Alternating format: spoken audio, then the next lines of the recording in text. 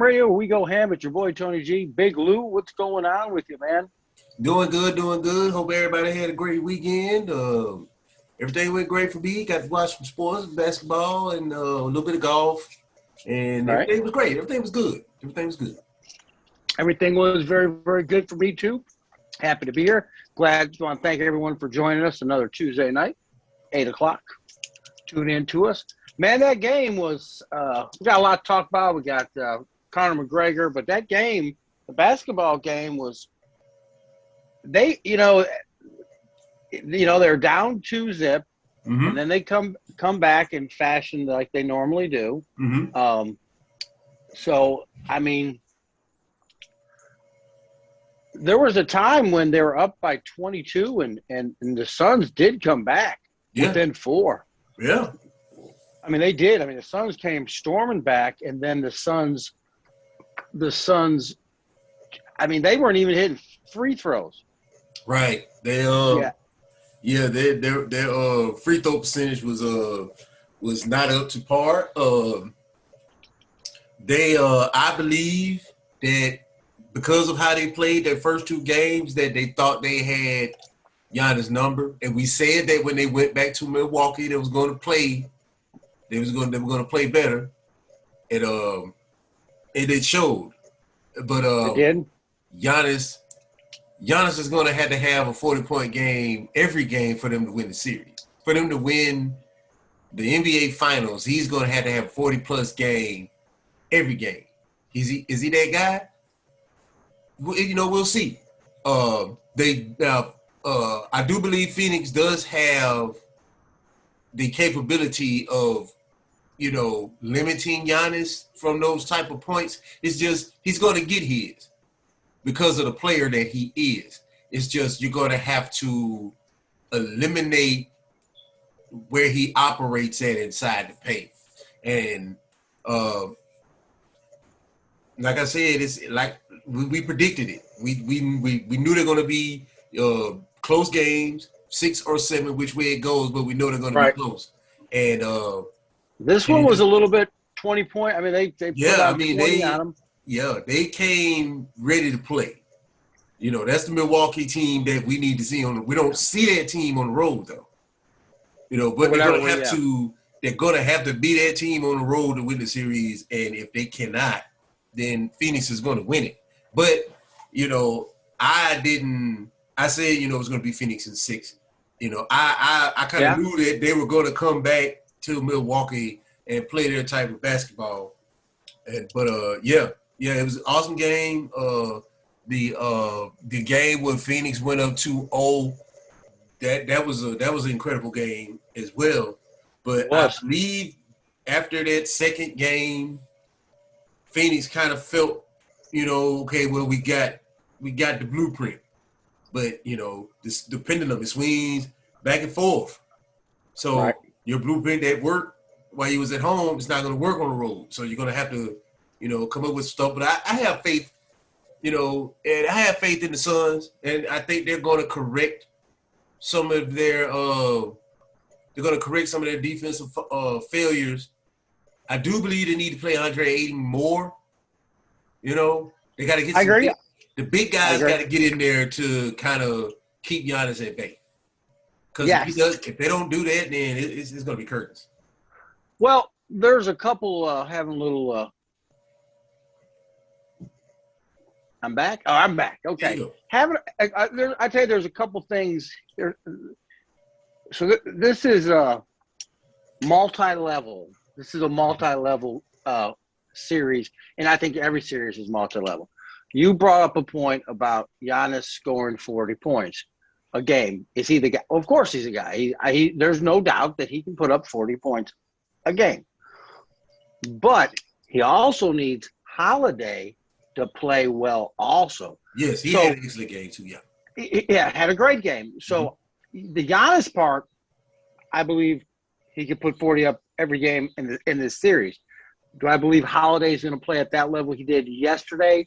I mean, or the 2 nights ago, every game? Now that's a question. Yeah, I can't answer. But Holiday, he put it on, but now he has to he has to play at that level like he did the other night. And Giannis needs to score 40 for them to have a shot at winning the NBA title. Right. There's no doubt about that. Now, the other thing, I can't think of his name, that was making the threes yesterday for 2 days ago or Sunday for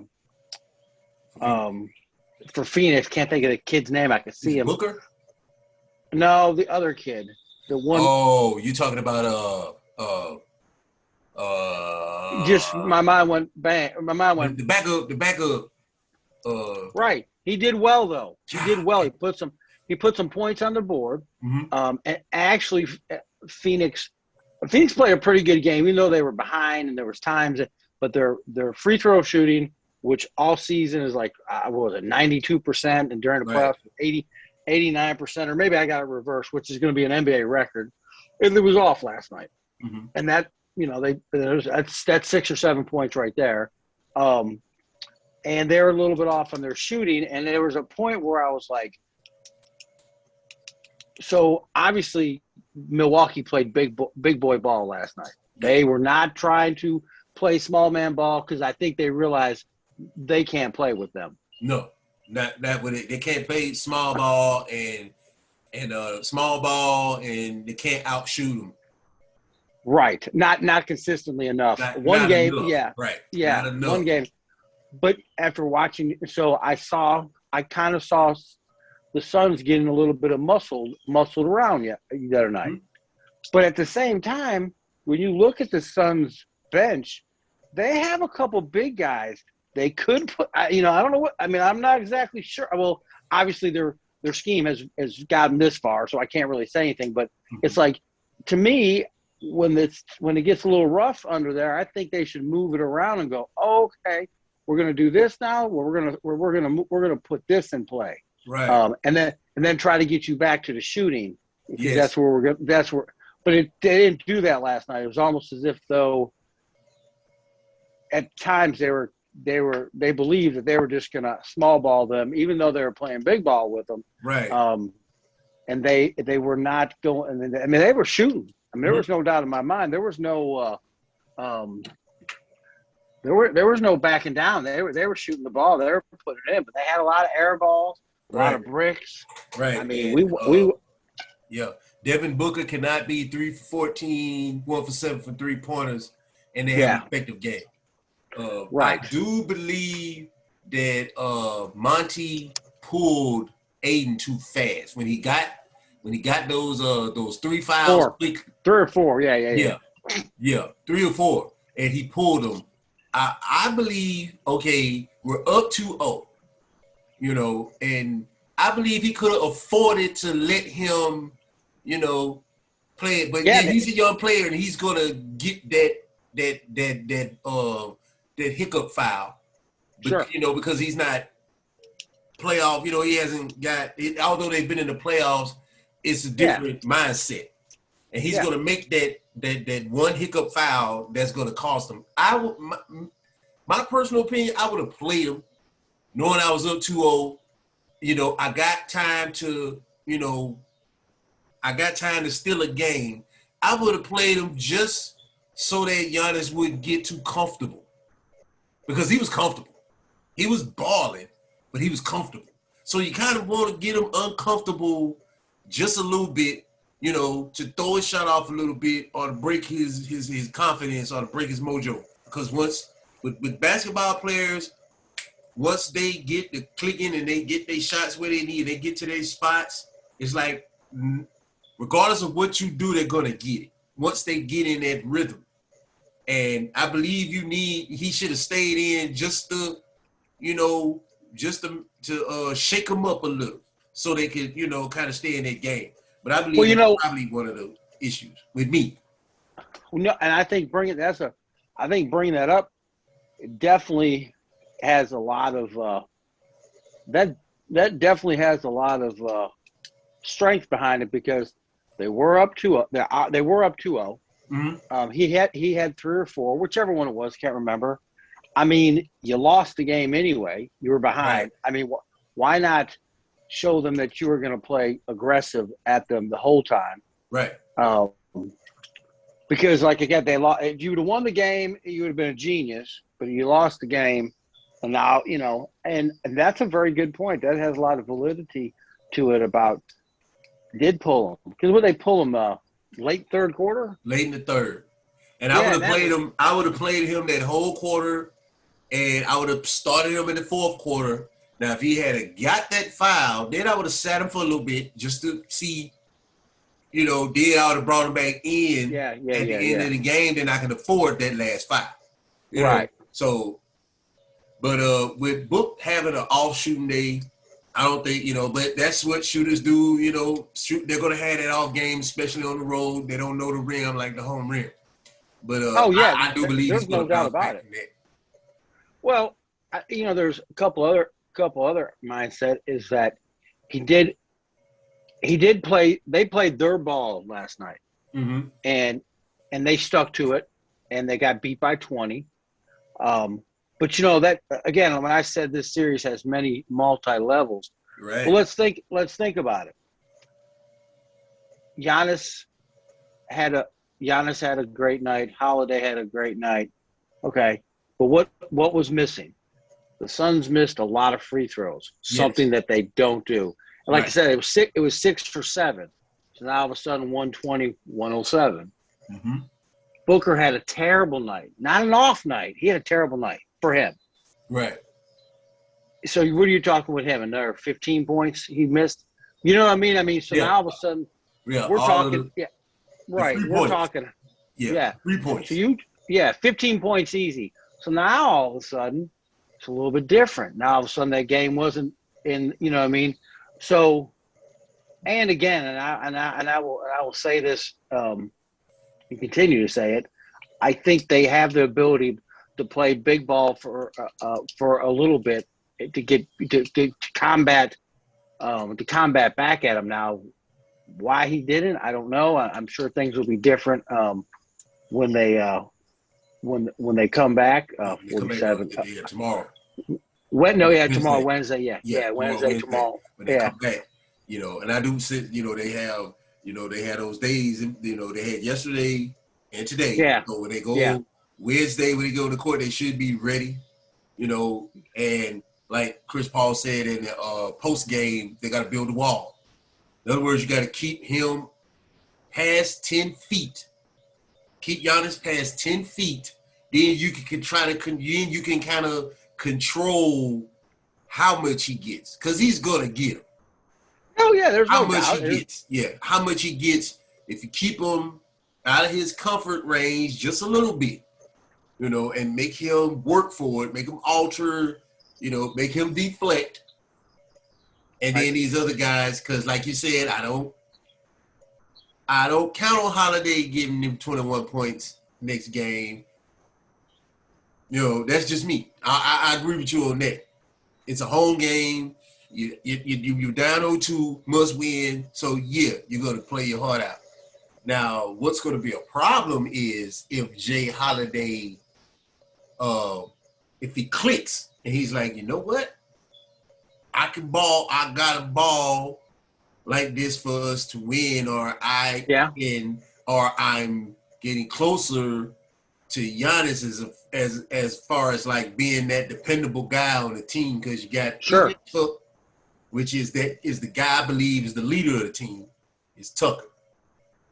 And then you got Giannis, your star, and if Holiday brings you this, that's a good 3 to win. Oh yeah, it is. They can win it with that, and then they could with Lopez coming off, giving you his 10 to 12 points.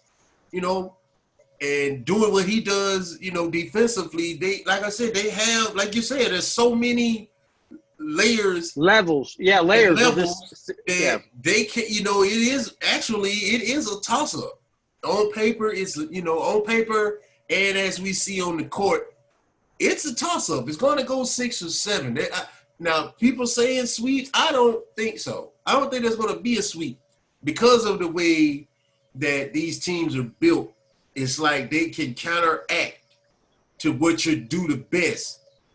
Both teams can do that. It's just which bench shows up to play that higher level.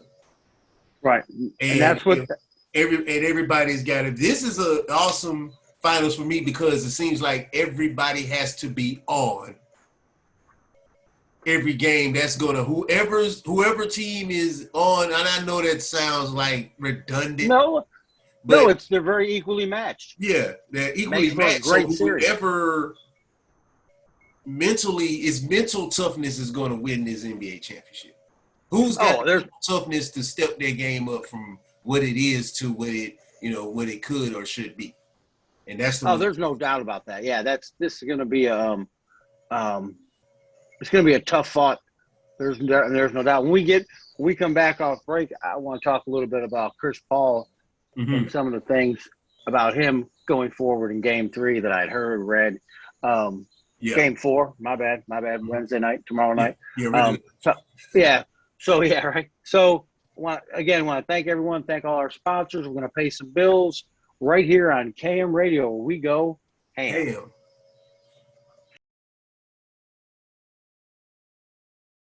All right. KM Radio, we go ham. It's your boy, Tony G, Big Lou, Tuesday night. Another Tuesday night in the books. Appreciate everyone tuning in, listening to us, watching us.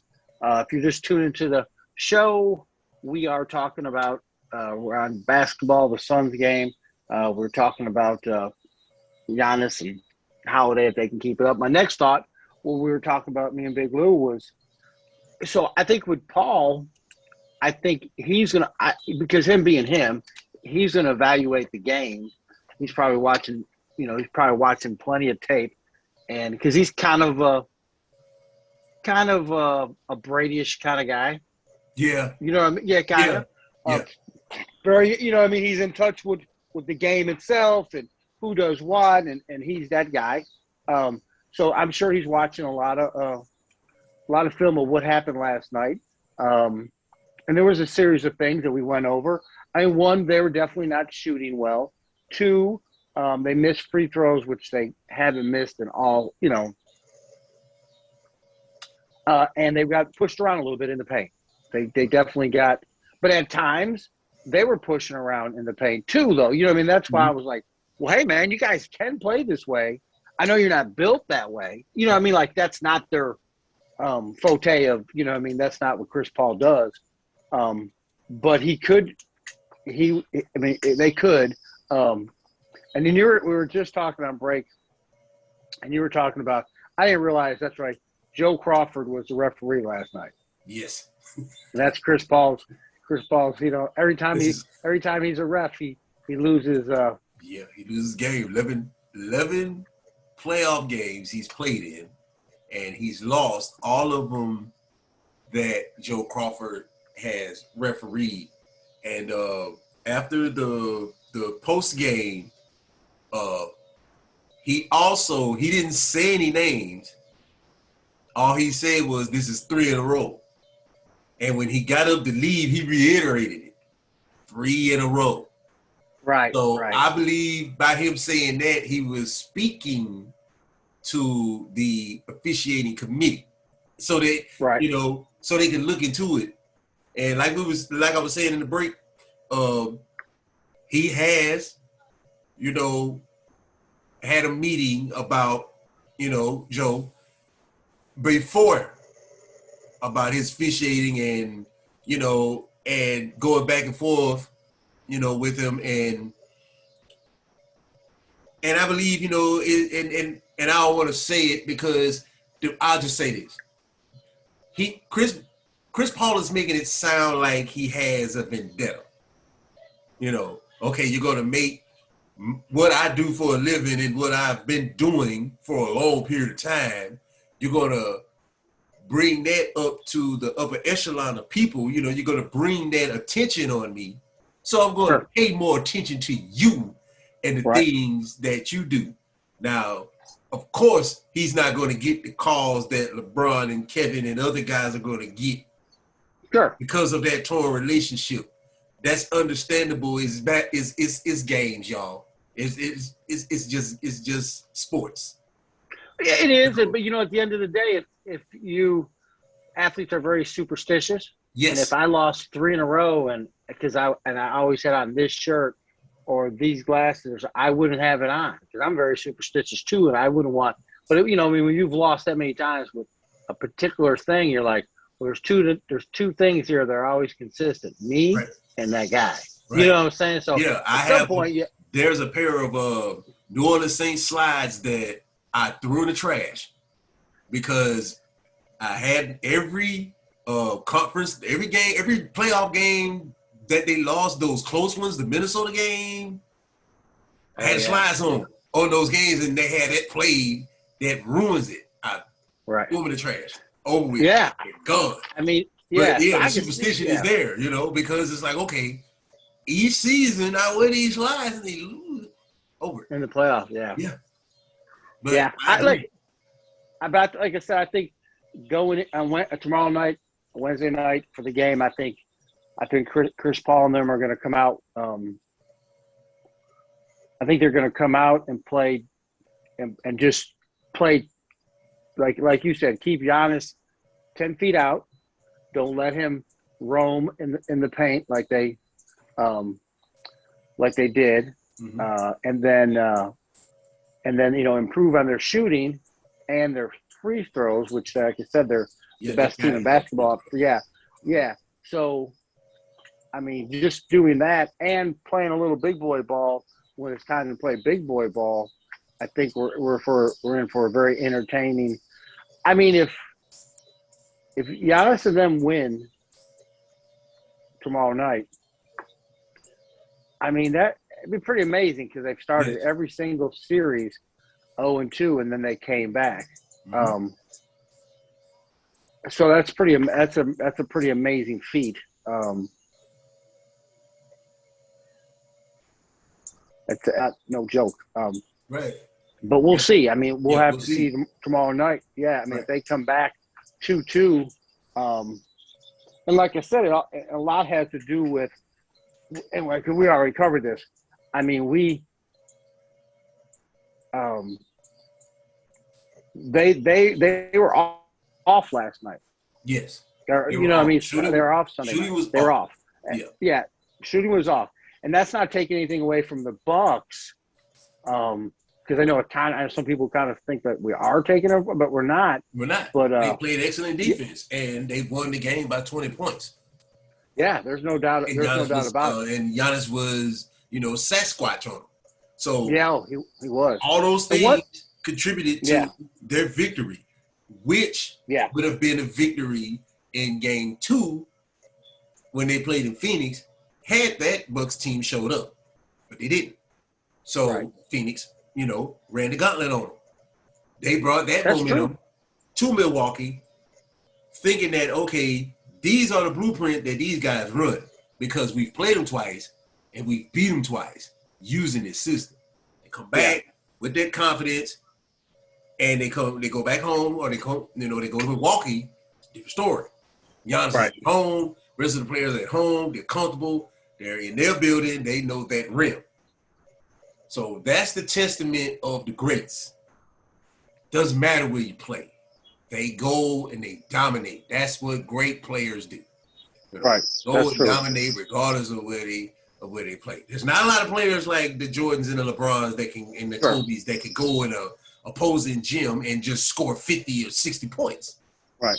You know, but that's John. I mean, that's the Bucks because they don't travel well. Right. They don't travel well. Kind of, you know, like the last couple of years, if you're watching the NFL, that was Atlanta. Atlanta could fall apart. You know, at home they were a whole different team. Yes. But on the road, it wasn't over. It wasn't over with Atlanta until the end because I don't care if they're up by 20. I don't know how many games they lost last season with 14+ point lead, but they was just fair on the road. It was like, it's coming. It's coming. I promise you. And then there it is. They can't seal that deal, and it cost them dear. And the Bucks have a little bit of that. The Bucks have a little bit of that. If they win these two, then they got to go back to. They got to go back to. So if the Bucks win tomorrow, they win tomorrow night. Right. That would be 2-2. Right. Then they go play one in Phoenix, One in Milwaukee, and the last one in Phoenix. If it goes 7. Okay. Yeah. And it may I'm go. not mistaken. Yeah. And it may go, you know what I mean? Yeah, and it may go 7. The way it's looking now, because if Milwaukee tied the series tomorrow night, I wouldn't be surprised, because now they know what they need to do. Yeah. You know. So yeah, now the pressure's on Phoenix to keep them, to keep that lead on them. Because up 3-1 going to Phoenix is pretty good lead to have. If the Bucks win tomorrow night, then it's 7 games. It's definitely 7 games. And it's 7 is going to wire. Yeah, it's going to go to wire. Yeah, it's going to be. Hey, a little interesting. Did you know Crawford got drafted by the Lakers? Wow, did not know that. Yeah, in 2008, he played for Kentucky. He played for University of Kentucky. He didn't make it. He didn't make it in the league, but he did get drafted by the Lakers in 2008. Thought that was a little interesting. I didn't know that neither.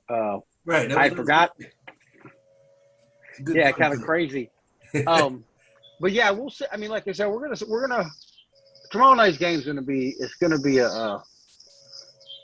There's a lot of. I'm gonna be tuned in from tip off to final whistle. So I'm gonna have all of the game insights on that. Because I like the numbers. I'm kind of an analytics guy. I like the numbers, but I like to watch the play of the game, especially around the end of the second, middle of the second, and that third quarter. Second and third quarter is the ones I pay close attention to. Second quarter, because it's halftime, you want to see where you are, and the third quarter is okay. Let's make the push. So those are the 2 quarters I pay most attention to, but of course you had the fourth. But the second and the third is kind of the tail with those games. The second and how you play the third, how you end it, how you begin the third. Yesterday, like, they won by 20 points, but man, that was a heck of a game. It wasn't like it was. I mean, Milwaukee came out, go in the third, they're up by 24, I think, at one time. And then Phoenix came all the way back within 4. Mm-hmm. So now we're getting to the end of the third quarter, and that's when they pulled when he got in foul trouble. He pulled him, and that's where and from that point on, I guess if you really analyze that game, as soon as they pulled him, that's when Giannis even got more wild in the paint. That's when Giannis was just having a free, you know what I'm saying? He kind of because they didn't have anybody who could contain him. Right. So with the Suns, that's like I said, that second quarter killed them. 17 points. Yeah. You can't do that. You know what I'm saying? Not you can't win scoring under 20 points against Milwaukee. And that second quarter, they only scored 17 points to the 35 points that Milwaukee had. So that was the quarter that killed them. Put them in the hole. Yeah, put them in the hole, and like I said, Milwaukee was playing. They were playing great ball, and the spread was the Suns +5. Yes, which I thought was the bet. Turned out not to be, and it's always easy to say afterwards. Mm-hmm. Oh, what you should have did, but I mean, they won. That's always the easy. Hindsight is always easy. Yeah. But reality is it was the right. It was the right bet. Yeah. I go back and forth. I had some people giving me a little bit of smack about it, and I said Phoenix won 2 in a row. I understand that three series that you're betting on that. You're betting on Milwaukee. I said I just believe I thought and it was plus. You know what I'm saying? I mean, if it was +5 and a half. So I was like, well, that could have been a pick 'em. but I thought the +5 was kind of a, I don't know. I mean, a little bit of a. I mean, these guys just won. They just won 2 in a row. Right. I mean, it was kind of. I mean, it could have been a pick 'em, but Vegas got that one right, so they're gonna most likely, and I'm sure. In fact, let's pull that up real quick because I guess I didn't. I should have. Let's just go and let's see what we got for tomorrow night on the game. All right. Hey, y'all make sure y'all like, comment, share, subscribe to the channel. Go to www.khairradio.com. Listen to us live every Tuesday, 8 p.m. Central Standard Time. Okay. So they're 4. So Phoenix is getting +4. The over is 220.5, which they wouldn't have made it yesterday because it was only 220. Right. Yeah, that's I don't know. That's a tough one to. Yeah. I mean, really, I don't even know what to say on that. Really, I don't know. Yeah. Where my actual gamble money would be, because, I mean, yeah, that's a tough one. That's and I'm sure there's a lot of people. A lot of people would say, well, the Bucks won, 3 series 0-2, came back 2-2. Yeah. And that's not a bad statistic to be aware of. I mean, there's nothing bad about that. I just don't know. That's going to be a tough. I thought Giannis was. I thought he had a little bit of an injury though. I thought he had what was it, the leg? Yeah. Was it a hamstring or an ankle? It was. Sprain, Yeah, it was something. Yeah, because remember it was questionable that he would play the series. Yeah. You know what I mean? And yeah. Game 1, and you could tell Game 1 that he wasn't 100%. I would give him 80, if 75, 80. I would give. Yeah. And he went all the way there. Game 2, kind of, you still got to get especially when you come off injury and you got to get your rhythm back on the road. That's the worst. Not to give him an excuse, but that's the worst. No. You know what I'm saying? To come back, try to come back on the road. He was at home, more confidence. Got a chance. They had some days off, so he got a chance to heal. He was off for a little bit, so he came out ready to play. Now tomorrow's game, we'll see. We'll definitely see tomorrow what's up on. We'll find out. Like I said, we're definitely going to find out what they're made of. That is no lie. Hey, listen, guys, we're going to pay some bills as we always do. I want to thank everybody for tuning in to me and Big Lou every Tuesday night, 8 o'clock. Give us a shout right here on KM Radio. We go ham. Ham.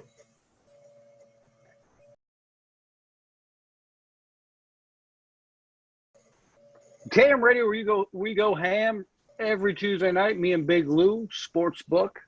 Want to thank everyone for tuning in another Tuesday night. We've been talking about basketball, breaking it down, what we thought for the game tomorrow night. It's going to be interesting to see. That's for sure. We're just talking, laughing about not laughing, but the McGregor and the Dustin Poirier fight. That was And look, y'all, I'm laughing because I have to laugh because of the look, and then all day long I'm seeing it on social media, and it's showing it just, over to the side. And man, anytime I see any fracture of any kind, and I can actually see it, I'm done. Yeah. You're talking to a guy that's jumped out of airplanes, been Iraq, all kind of G.I. Joe stuff, but it's just something about seeing it. I'm like, oh, you can't help it. But great fight. That was great fight. Great fight. Definitely is. And that injury, he's going to take him a while to recover from that. That's not a 6 weeks. No. I believe that could be maybe. Maybe for him, it was a full break. That's the best thing, I believe.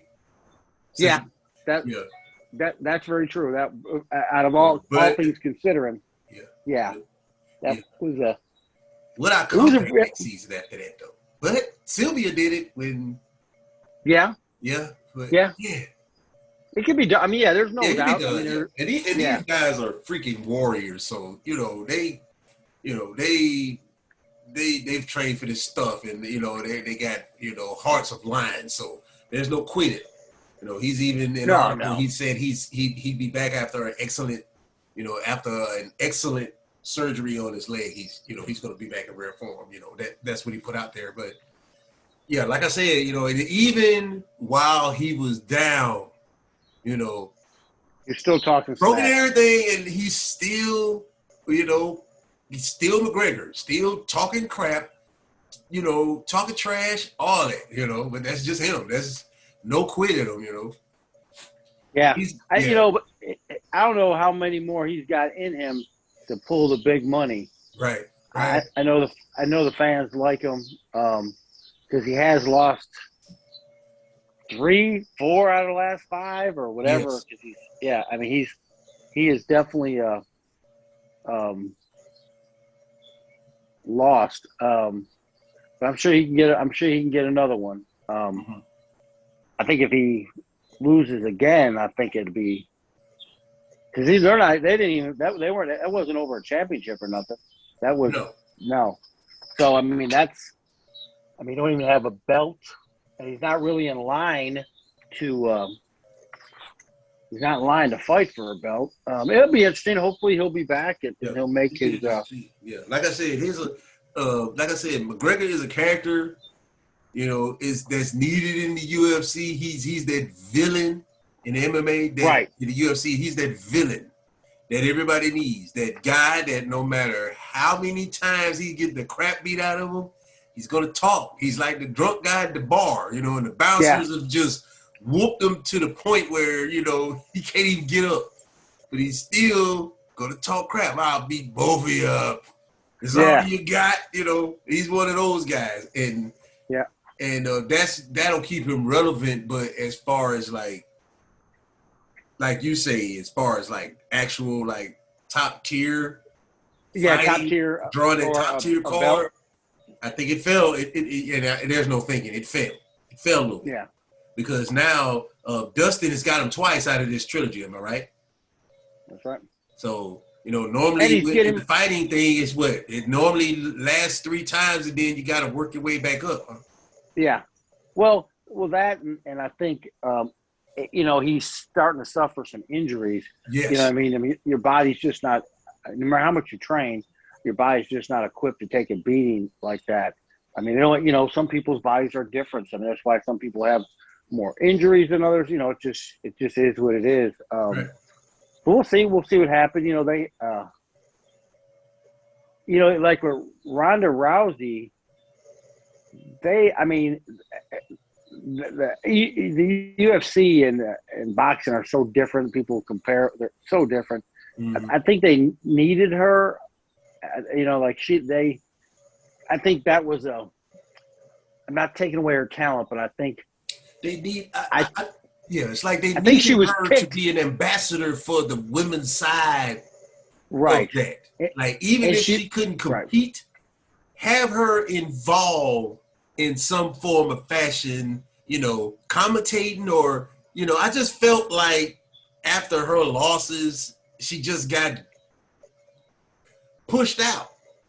She did. I felt like her presence was enough to where she could have been some type of, something could have been made for her to still be relevant, even though she wasn't competing. Right. Because of her superstar. Well, I think I don't think, I'm telling you what I know. The fact is, there were some girls who were, there were some bad girls around her, bad to the bone. And some of them girls didn't get the shot. They didn't get the shot. So there was animosity there. And we're not going to get into politics, but they were looking for a certain look, maybe. And she was a pretty girl, all dressed up. She was, but a lot of them are. A lot of them, you see them outside the thing, and when like, they wow. clean up, man, they clean up. It's like, yeah, it's like, wouldn't mind dating, but I don't want to get flipped over the table if the date don't go right. Yeah. So I think when she fought, I think there may have been. And listen, this ain't the only time it happens. It's happened in boxing. It happened. Sometimes you could actually take somebody's career that's pretty good, and you can guide it just through the shark waters enough to where that career is extended a little bit more than maybe, you know what I'm saying? Because there's guys that, you know what I mean, just, hey, we'll just keep fighting number 9, number 8, number 6, but we never fight the 1, 2, and 3. We bypass, but we're always in the conversation. And I think with her, I think there was a little bit of that going on because her first loss, that girl beat her. That girl knocked her out. That girl used to be a professional boxer, or she fought in the women's, and she had no answer for that. And she beat her. She beat her. That was it. There was no second fight. Yeah, second fight was the same thing. So either she lost her, you know, in boxing they call it they lost her legs. People go, what do you mean? I go, sometimes when a boxer, kind of like Roy Jones, when Roy Jones finally got knocked out, what happened the next fight? He got knocked out again. Kind of lose their legs. They can't take the punishment. And it's not nothing humiliating. It's just human nature. Yeah, sometimes they lose their leg. Yeah, people make fun. Oh man, you get hit 8,000 times. Eventually, somebody goes, hey, this is too many times to get hit. And I think that's a lot what happened with Ronda. Hey, I'll tell you this: there was some people that made a lot of money betting against Ronda Rousey. I mean, there was a lot of people. I'm not gonna say. I mean, the money was going on Ronda, but the people that just, you know, said, "Hey, I'm gonna throw a couple hundred," because the girl, it was like plus 800 or something stupid. You know what I mean? It was something really stupid, and basically they said, "Hey, this girl has no shot of beating her," is what they said. And there were some people that said, "Hey, man, I'll throw. You know, you throw $300-400 on something like that, just on a whim, and you hit. It's not a bad day. You know what I mean? It's not a bad day, not a bad day at all. But I think there was, like I said, and I think McGregor right now, I think he could be relevant. But going back to what you're saying about Ronda Rousey, yes, after second loss, they pretty much went, okay, you're out of here. Yeah. There's nothing for you to do. There's nothing for you to do. You know. Yeah. It's like they just gave you were the. It was kind of like you said. It's like we had this look. You had what the blueprint that we wanted to represent, but you didn't have your track record didn't match. They wanted beauty and ass kicking. She was huge before and she that was great. Loss. She was huge. Oh man, they were. And then and I believe that contributed to it. Too much responsibility outside of fighting. Sure. Appearances, game shows, the Hollywood side of it. Yeah. So when you got all these commitments, you're not training. And then you're trying to train in between, but I got to learn my lines for this Yeah. And that probably took away from it. And you got these hungry girls that don't have all these commitments and all this fame, and they don't have all that. All I have is these hands. Right. And we saw it, you know. So she went to WWE though. Yes. She went there. I don't know if she's still there. I'm not sure. I think she make certain appearances on their big pay-per-view ticket matches. I do believe she might show up there when they do an All-Stars or some of that nature. But I'm not sure. I'm not sure because now the WWE, now the new rising female stars they have now, they got beauty and brawn too. But, you know, they got the beauty and then they kick a little butt. Yeah. You know what I'm saying? Yeah. And it's like there's like a few of them, you know, instead of just one or two, there's a lot of them. Like it's like all of them now are pretty much equal as far as like looks, skill set, marketability. You know, they're all meeting that now. So they're kind of took off with that. That's what I mean, and that's what and that industry and the MMA, they have to have certain marketability where, and the reason being why it's different, it's not the same as boxing. Who owns the MMA? Who owns it? The same guy, one guy. You know what I mean? I know WWE just bought it, but Dana White still running. Nobody. There's no one person that owns boxing. Right. You know what I'm saying? So, and that's where it's different. So, they're looking at a whole different avenue. Boxing isn't a company where boxing has to make money. Boxing is a sport. You know what I mean? It's a lot different. Where individuals in boxing, it's up to them to revenue themselves or get the endorsements.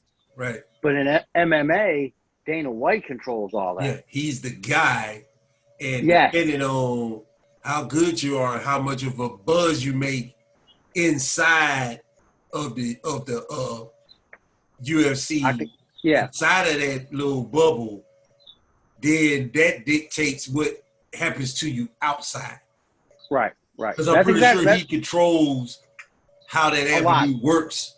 Yeah, and that's why some of them don't like the setup. Right. That's why there's because some that don't. He's in control. Like, why can't I just trademark myself and do what he do? Because he owns it. Because there's only one place to fight. Yeah. In the UFC. It's in the UFC. You know what I mean? There's not. In that octagon. They get in that octagon. You can make your money here.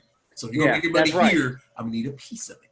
It's just business, y'all. It's sports. Yes, it is. It's definitely. Yeah, he's in control because, because their stars don't really make as much, nowhere near. Now, take McGregor out of that because he did get bigger. Take the bigger out.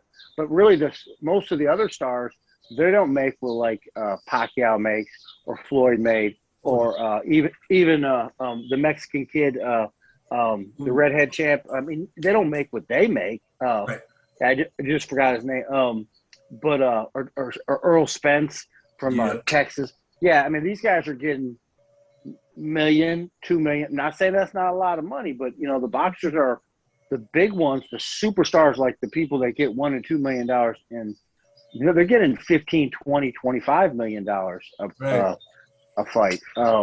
So yeah, there's a lot. I mean, there's a lot of demographics that go on in the UFC. And boxing is, like I said, it's really two different worlds. But definitely, it's so crazy. So we are, 60 days away from the NFL? 60 days. Roughly. So somebody sends me something today. Let me pull it out. So they already have the spreads for a first day of football. Wow. I know, right, man? I mean, there's a. We hadn't played a snap yet. Can we get some? Can we get some Can we get some scrimmages? Not even preseason. Thank you. I mean, they already got scrimmages in to see what's the roster. Can we get down to the 55? Well, they got more players now because there's an extra game. Yeah. Can we get down to the rosters first, before we?